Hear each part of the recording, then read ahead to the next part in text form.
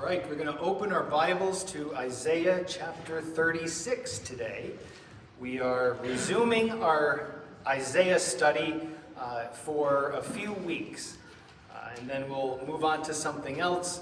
I don't want to overwhelm you with just Isaiah upon Isaiah. It's a really long book, and the sections kind of divide up well. Once we hit 39, we'll stop there, Lord willing. Because 40 starts a whole new section of Isaiah. And I can't wait to get to that because 40 is the whole reason I wanted to preach on Isaiah, but it's taken over 40 messages to get there. So the reason I wanted to start Isaiah back in 2023 was because of chapter 40. But chapter 36 is fun. The next section that we're going to look at in Isaiah, chapters 36 through 39, is a little different from the rest of the book. So far in the book, we have seen kind of these oracles of judgment. We have seen God speak through Isaiah and address the nation of Judah and say, you're not living correctly, and here's what's coming in the future because of the way you are not living correctly. And in fact, part of that future is this Messiah coming to deliver you. So throughout that, we've seen Isaiah kind of written in poetry or just straight up talking, just God addressing Israel. But now we're going to get into this section where it just reads more like a narrative, more like a story that you'd find, for instance, in Genesis or the book of 1 Kings, where it's just going to recount some history for us.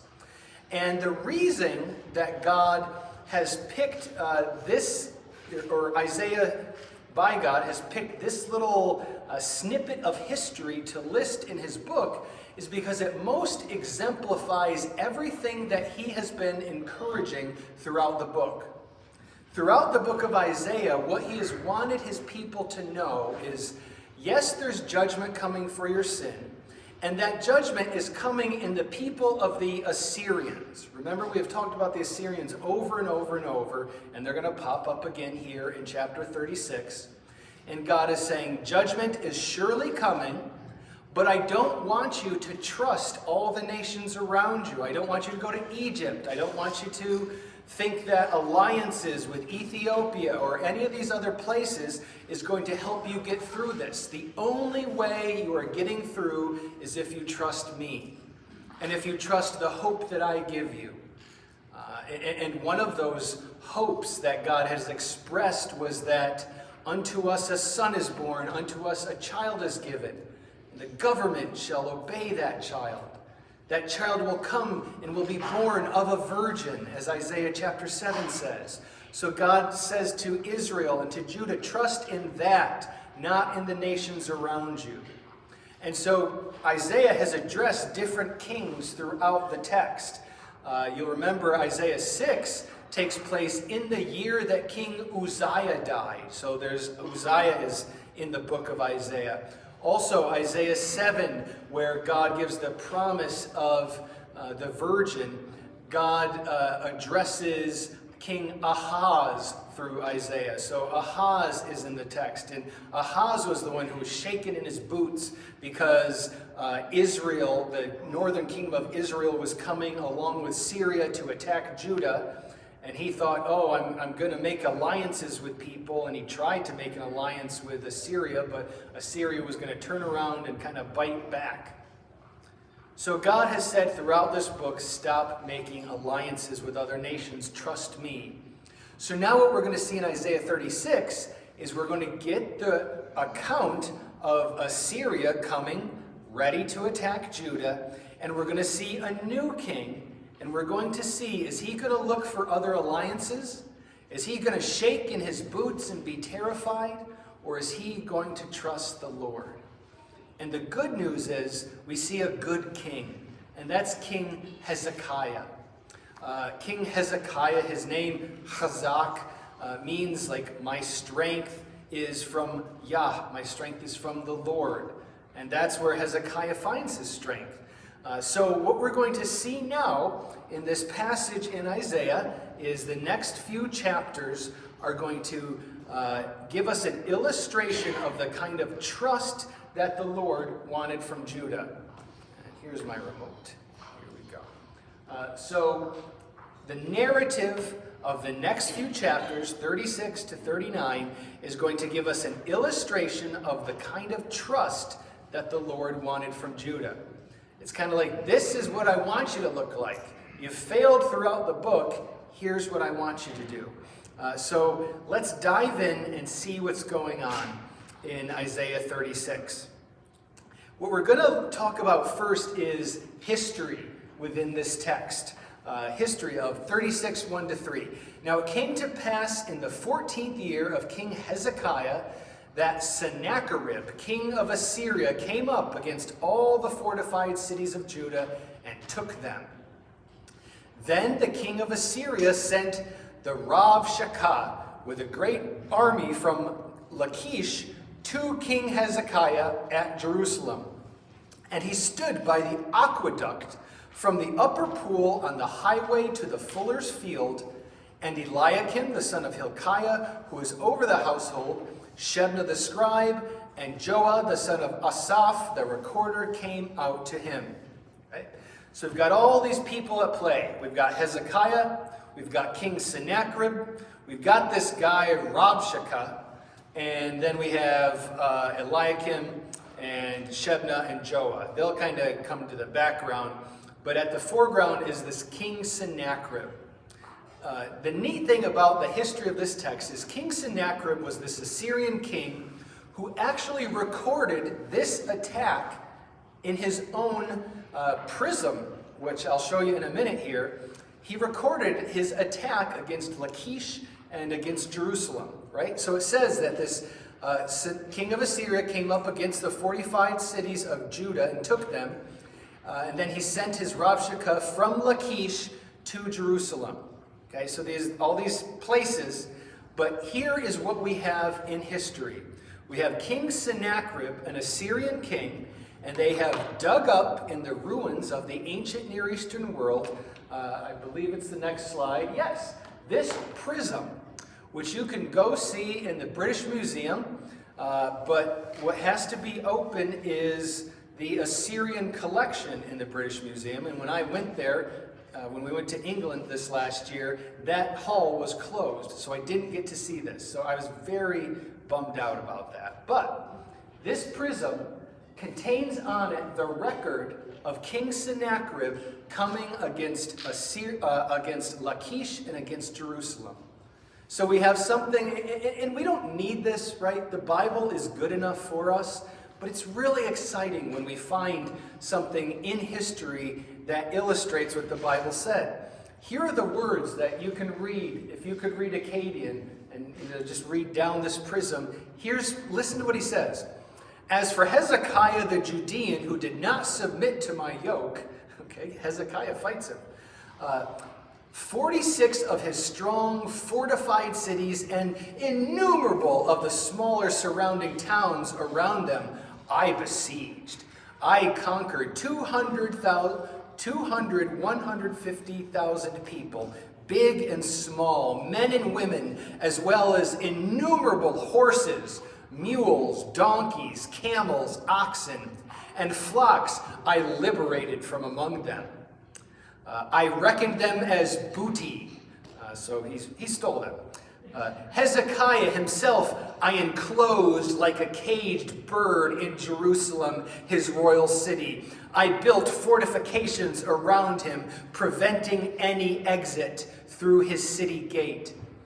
You know what he doesn't say in here that the Bible tells you? He wasn't able to take Jerusalem. Okay. He took Lachish, but he wasn't able to get Jerusalem. All right. So that's the beginning of this account. Is Sennacherib sends this guy, his Rabshakeh, to go and harass Hezekiah in Jerusalem. And he has him, he thinks he's got him like a caged bird. You can see from the writings in this attitude that King Sennacherib has against his people, or against the people of Judah.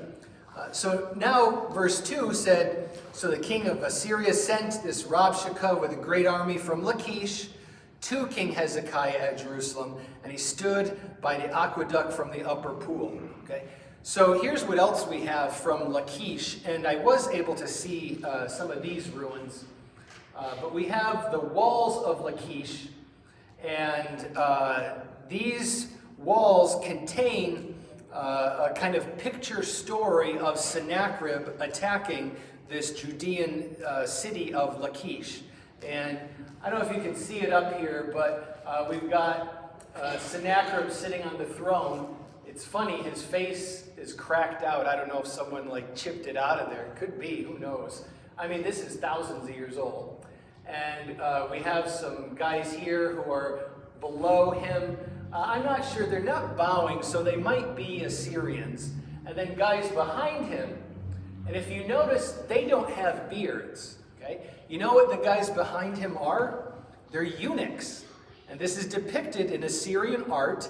A eunuch is someone who has had a medical procedure that causes him to not produce testosterone, so they don't grow beards. And there's eunuchs all over the Bible. I did a paper on this in seminary, so I can tell you more about eunuchs than you'd ever want to know. And give you 25 pages of the Akkadian word for eunuch that influences the Hebrew word. But anyway, in pictures like that, that's a eunuch, okay, because he doesn't have a beard. Eunuchs were called Rab Saris, because Saris is the word for eunuch, Rab is the word great or exalted one. So the king of Assyria had a few guys with the name Rab in front of them, because Rab just means exalted. He had the Rab Shakah, that's mentioned here, and then he had a bunch of Rab Sarises, a bunch of eunuchs, and they're all kind of his gathered men who serve him.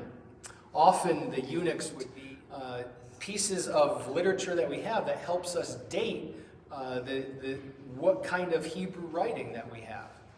So this is just one of the earliest 8th century inscriptions. And it says, we dug through, we met in the middle, and that's right here in this tunnel. And here's a picture of the tunnel that is under Jerusalem. You can see a guy, there. You can see a guy kind of in there, and that's under Jerusalem, and it's there to this day. So Hezekiah made this tunnel, and it's mentioned here in the text, and you can go see it today if you were in Jerusalem. You know, and it's just exciting because it's more sure than some of the other things. Like, there's a tomb in Israel that they say perhaps was where Jesus was buried. We don't really know, right? You know, there's certain things. There's the whole shroud of Turin that perhaps this was laid on Christ. It doesn't really matter to me if it was or not. There was that James ossuary box that was a bone box that said James, the brother of Jesus, but it turns out it's probably a forgery. So this is just stuff from history that guys have dug up and found and confirms the text. So one more thing about the history of what's going on here. Let's talk about Rab Shakah. We mentioned it a little bit because I'm sure you're reading that and you're like, what kind of name is that? Well, Rab Shakah means the chief cupbearer. Remember, like Nehemiah was a cupbearer. The cupbearer was kind of the guy that would prepare things for the king, but he was like the chief advisor. He's right there next to the king, intimate. He also was the one, perhaps, testing the wine, seeing if there's poison in it. That kind of fun job that you had.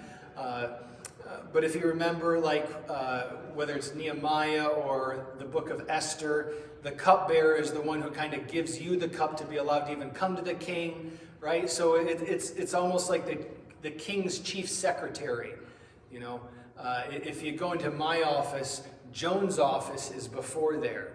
And maybe we should give Joan this title, the cupbearer of pastor. But, she is the guardian before you get to me. You can't get to me if Joan is sitting there and not allowing you. Now, neither of us is in our offices that much, but, that's kind of the idea of a cupbearer. The word Rab, R-A-B, is the Hebrew word where we get the word rabbi from, right? I is my, so it means like my great one. But Rab Shakah just means something you drink. So it's the chief guy who carries the thing that you drink from, the chief cupbearer. It's an Akkadian word. It's an Akkadian title. Right? So we have Hezekiah. We have Sennacherib, who's speaking through his Rabshakeh, through his cupbearer. And let's see, what are they going to do? What are they going to do to Hezekiah in this story? Well, here's the bottom line. They're going to taunt him. So let's read the taunts that this Rabshakeh brings. Verse 4, then the Rabshakeh said to them, say now to Hezekiah, thus says the great king, the king of Assyria, what confidence is this thing in which you trust? I say, you speak of having plans and power for war, but they are mere words. Now, in whom do you trust that you rebel against me? Look, you are trusting in the staff of this broken reed, Egypt, and on which if a man leans, it will go into his hand and pierce it. So is Pharaoh, king of Egypt, to all who trust him. But if you say to me, we trust in the Lord our God, is it not he whose high places and whose altars Hezekiah has taken away, and said to Judah and Jerusalem, you shall worship before this altar? Now therefore I urge you, give a pledge to my master, the king of Assyria, and I will give you 2,000 horses, if you are able on your part to put riders on them. How then will you repel one captain of the least of my master's servants and put your trust in Egypt for chariots and horsemen? Have I now come up without the Lord against this land to destroy it? The Lord said to me, go up against this land and destroy it. Then Eliakim, Shebna, and Joash said to the Rabshakeh, please speak to your servants in Aramaic, for we understand it. And do not speak to us in Hebrew in the hearing of the people who are on the wall. Okay. So we have the Rabshakeh saying to all the people that can hear all these words of taunts. But notice the way he says things. Did you notice there in verse 4, then the Rabshakeh said to them, say now to Hezekiah, thus says the great king, the king of Assyria. What does that sound like in the text? A phrase, thus says. You see this all over the Bible, right? Thus says the Lord. The Rabshakeh is almost mimicking prophecy in the way he speaks. But he's speaking the words of Sennacherib to Hezekiah. So he's acting as a prophet, but a prophet of King Sennacherib. He's saying, he's finding the king of Israel, the king of Judah in particular, and saying, listen to the words that I'm bringing to you. So he's acting as this intermediary prophet, and he's giving the title of the one he's bringing, a great title. I speak to you in the name of the king of Assyria. So it's kind of this mockery of a prophet bringing the word of the Lord. Now the things that he says, you could find it on the mouth of a prophet. He says things like, verse 5, verse 4, thus says the great king, what confidence is this in which you trust? I say you speak of having plans and power for war, but they're mere words. Now in whom do you trust that you rebel against me? That sounds exactly like something the Lord would say to the king of Judah. So what God is doing is kind of showing almost like a little play. He's like, I'm going to use this false prophet, this false king of the world, to give you a false message that is actually true. Because the point of the message is not trust the king of Assyria. The point of the message is, what do you trust in? So God uses the words of this false prophet and this false king to challenge. So the taunt contains the same challenges that the Lord had been giving Judah throughout the book of Isaiah. Throughout Isaiah, God has said to Judah, what do you trust in? Do you trust in me? Right? We see this way back in Isaiah 12, verse 2. God had already said very similar things through the mouth of Isaiah to another king. But God said in 12:2, behold, God is my salvation. I will trust and not be afraid, for Yah, the Lord, is my strength and my song. So the king Sennacherib is trying to ask, what are you trusting in? Who's your king? And this is saying, only God is king. He is the one you ought to trust. Isaiah 31, to show you another passage. Isaiah 31 verse 1 says this, woe to those who go down to Egypt for help and rely on horses, who trust in chariots because they're many, and in horsemen because they're very strong, but do not look to the Holy One of Israel, nor seek the Lord. So once again, this text in 36 points to the same thing. Don't trust in Egypt. Don't trust in all their horses and their chariots. Trust in the Lord. And this Rav Shakah says, don't trust in Egypt. Don't trust in horses. I can bring you 2,000 horses. You don't even have enough people to sit on them. Right? So he's taunting them, but in this taunt is kind of a veiled prophecy of what God has been saying all along. So I find this narrative just so interesting. It's really just reaffirming that something God has taught throughout the book. So that's why it was just put here selectively in Isaiah's composition of his book. I love in verse 6 when it says this about Egypt. Look, you are trusting in the staff of this broken reed, Egypt, on which if a man leans, it will go into his hand. Okay, so the picture here is a staff is something you lean on, right? You ever climb a mountain, you need a staff, you lean on that. Well, you want a good thick piece of wood or something strong to lean on. And this is saying Egypt, trusting in them, it's not like having a thick staff. It's like having a reed. And you know what reeds are? They're those plants that grow up along the Nile of Egypt where we open them up, dry them out, and make paper out of it. They're about this thin, and they're not very strong, right? And it's saying it'd be like if you had one of those, a reed that was kind of dried out, and you're leaning on it, and ouch, all of a sudden you put it through your hand because you're putting your weight on it. And so it's picking on Egypt, and it's using the plants of Egypt to pick on Egypt, to share how useless Egypt is. So that's what the Rav Shakah is saying. He's saying, don't trust in Egypt. That's useless. Now, the Rav Shakah, so challenges them about Egypt. He also offers horses in his taunt. But God's law has already prohibited that Israel build up a vast army of horses. Deuteronomy 17 verse 16 says, you shall not go down to Egypt to multiply horses. Why not? Because God wanted Israel to trust him, not in alliances with that sinful nation that used to hold them in slavery. God says, don't go back to your slave-like ways. Trust in me. And we often do that. We often go back to that which has held us in bondage and rely on that. That's what turning back to that sin that so easily besets us, as it says in Hebrews chapter 12. Because sometimes we choose the devil rather than trusting God, in the unknown. We choose that crutch, that reed that's only going to break and pierce us. We choose the familiar when we ought to trust in God to get us through things. So here's the bottom line of the Rav Shakah and his taunt.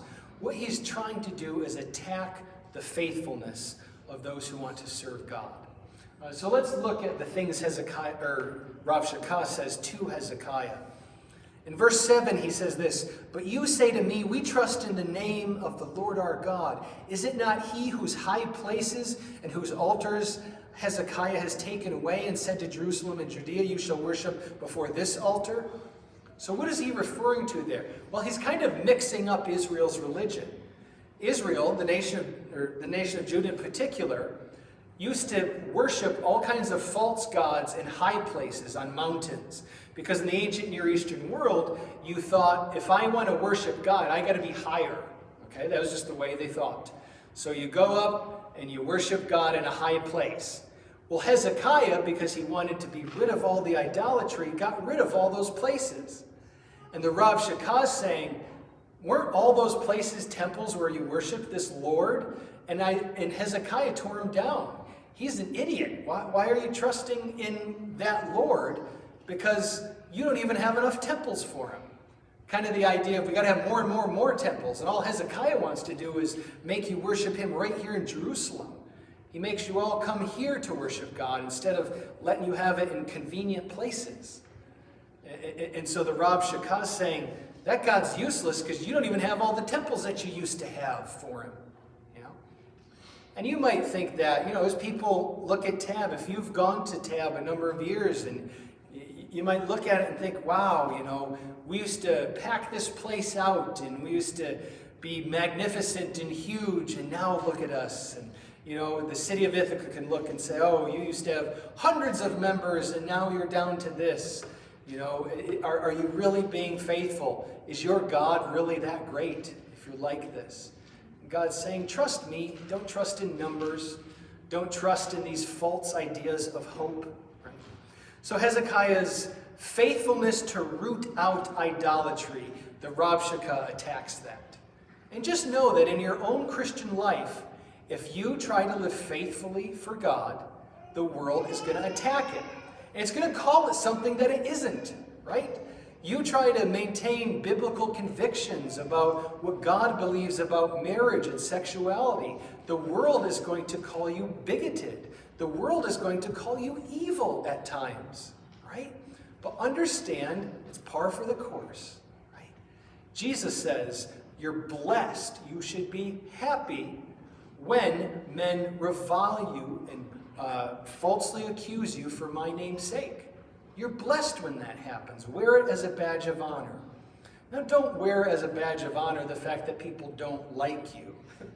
Wear as a badge of honor the fact that they don't like you because of what you are trusting in, because of what you're holding to. Right? Now, there are other attacks. Verse 10 says this, have I now come up without the Lord against this land to destroy it? The Lord said to me, go up against this land and destroy it. So now the Rav Shakah is saying, yeah, you love this Lord who you got rid of all his temples. Guess what? He told me to come beat you up. I'm here on mission from him.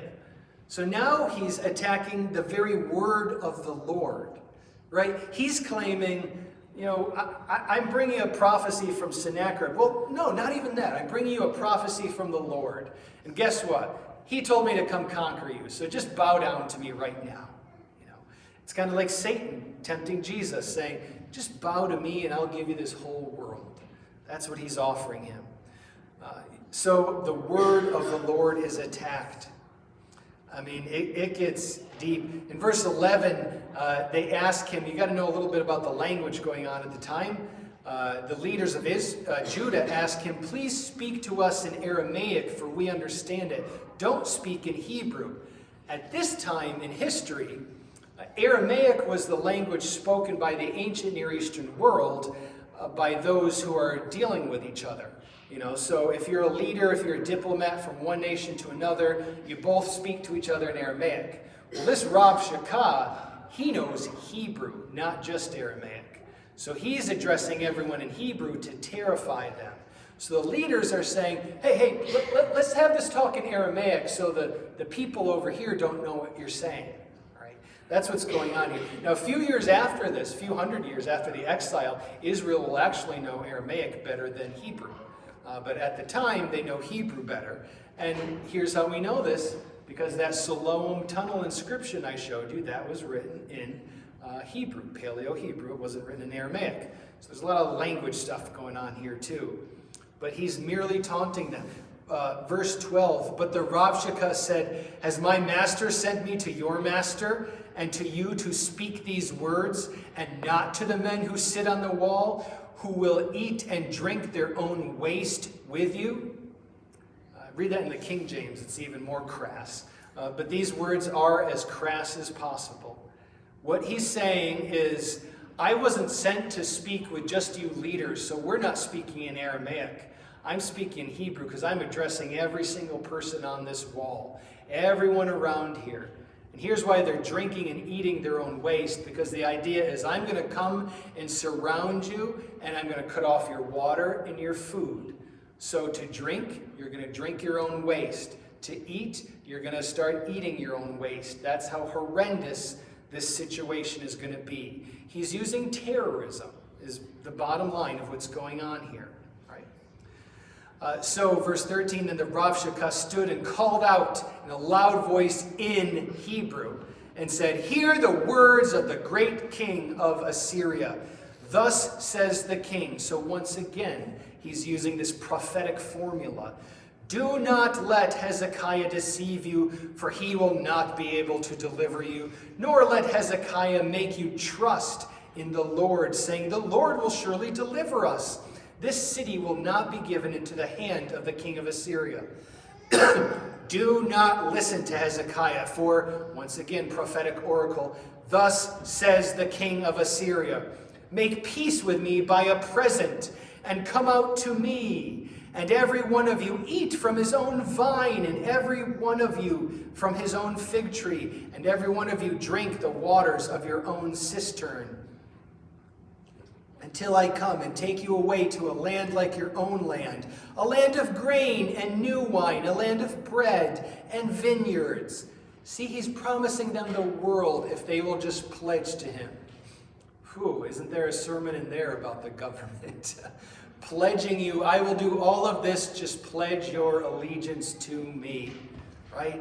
I remember when we were down in Washington, D.C., when President Obama was about to get elected, and they interviewed someone on the news, and this person said, Obama's going to pay for my child care, Obama's going to pay for my college, Obama's going to pay for my car, Obama's going to pay, like, just going on and on and on, right?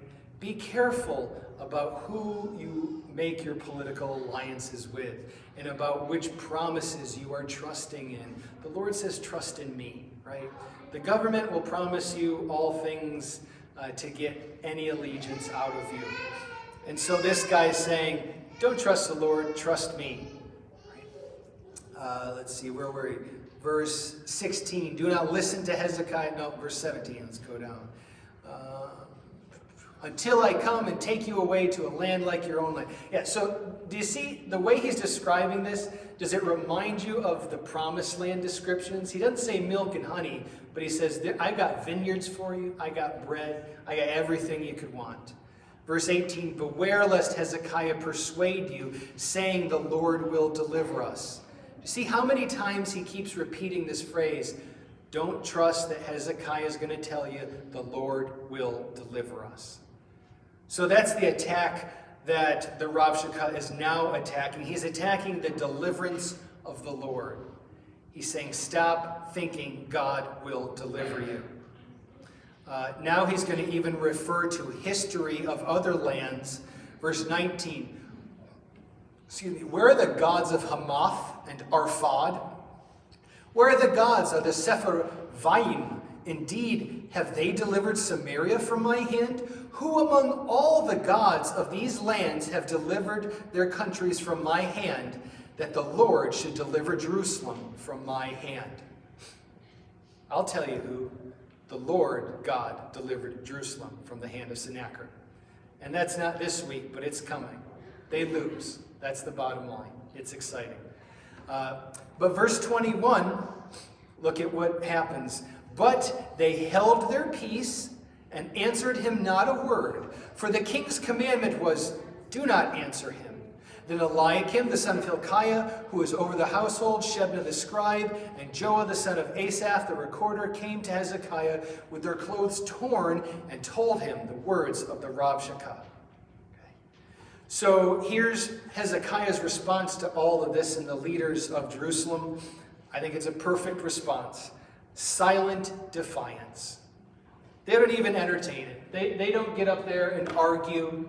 You know, they don't worry about it. They don't fret. They're terrified, sure, but they bring it to Hezekiah and they make a choice. The book of Proverbs says this, answer a fool according to his folly, unless he be wise in his own eyes. And then the very verse next to it says, do not answer a fool according to his folly, lest you be like him. And so Proverbs shows us there's a choice in what you do when you got someone babbling on against you, saying things that defy the Lord. Sometimes you need to answer because he'll get puffed up, and sometimes he needs to be put in his place. Sometimes you need to not answer him because you don't need to play that game. And that's what they decide here through the wisdom of the Lord. They decide we will be defiant. They're not silent because they agree and they're like, oh, we're in trouble and we don't want to make them any more mad. They're silent because they want to give them no more fuel. They don't want to answer them at all. They don't want to dignify this Rav Shakah. So it gives us a good lesson on hope and how we need to think about how we interact with those things that can bring fear to our lives. The bottom line is we need to examine what false hope we trust in. That's what we all need to look at. Here are some of the false hopes that are out there today that you might be tempted to trust in too much. We've already mentioned political alliances. Are you a news junkie who has to know what's going on in the government all the time, and your emotions go up and down based on who's in control and what's going on? I used to listen to AM radio, we're talking years and years ago, but I just found I didn't need my blood pressure going up and down so much. I didn't need to worry about every little problem that was in the government and every horrible person that said this or that and who's aligning with this one and that one. We can't be tossed to and fro like a ship on the sea by worrying about political alliances, okay? Now, there are other things we trust in. I have to ask the question, what do I trust in that makes me happy in a moment, but that is actually against God's way of living life? I see this when I try to live my life seeking fulfillment from earthly things rather than trusting in God. Here are some examples of things. What happens is we go through life, there's things that we don't like, and we actually have things going on in our bodies at that time, right? You don't like that sinking feeling in your stomach when something scary comes or something you don't like or some conflict comes. So you'll do things that will feed your body in a way that make it feel good in that moment. You can call it dopamine if you want. There are things that make our brains, fuel our brains and our stomachs that make us feel better in the moment, but that's us trusting in earthly things, not God. And I found this just the other day. There's just all this stuff. I don't even remember what the conflict was, and my thought was, there's some really good chocolate on my dresser from Christmas, and I'm going to go grab it and eat some of it. And I just stopped and said, I only want to eat this chocolate because I feel bad right now. And I know it's going to make me feel better. I'll admit to you, look at me. I think that's been my struggle throughout my life is I found food as a comfort. It's not sustenance. It's a bodily response to make me feel good about something I'm worried about. And the longer I go, thankfully, the Lord's helping me see, hey, don't do that.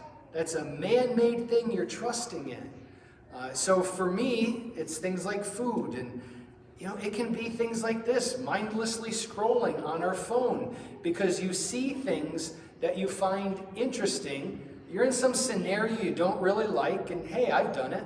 I just saw a memory on my Facebook the other day that I had posted 8 years ago, the first time we went to Disney World, and I had written this, how did we used to stand in line at amusement parks without smartphones, right?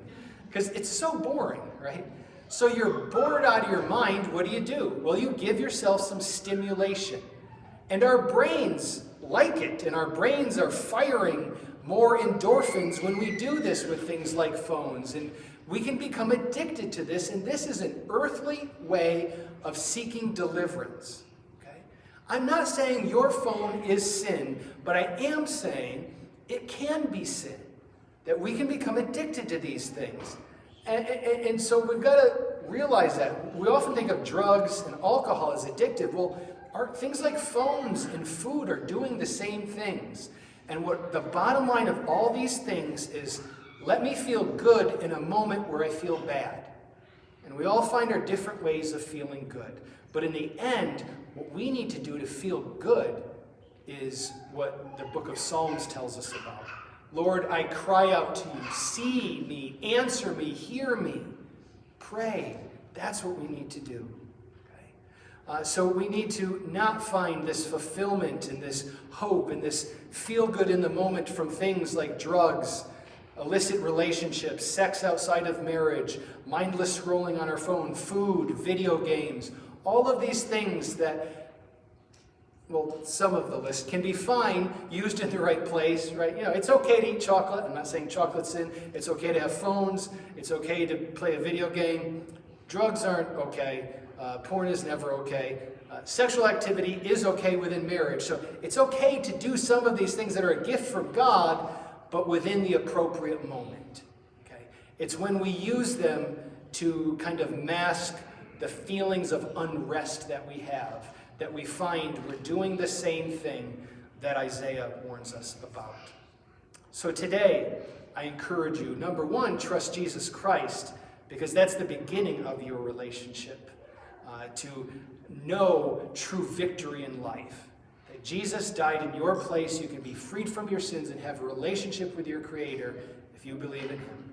And those of you who have, let's start looking at our hearts and thinking about those habits that we have that are trying to crave a good feeling in the midst of fear. And let's trust God instead, as Hezekiah and his men did here. Let's pray. Our Father in heaven, I just thank you for your word and how it encourages us to pursue trust in you. Lord, Egypt isn't our hope. Assyria isn't our hope. The United States is not our hope. The Republican Party isn't our hope. Entertainment isn't our hope. Food isn't our hope. You are our only hope.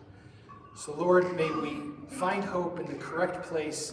May we glorify you in what we do. In Jesus' name.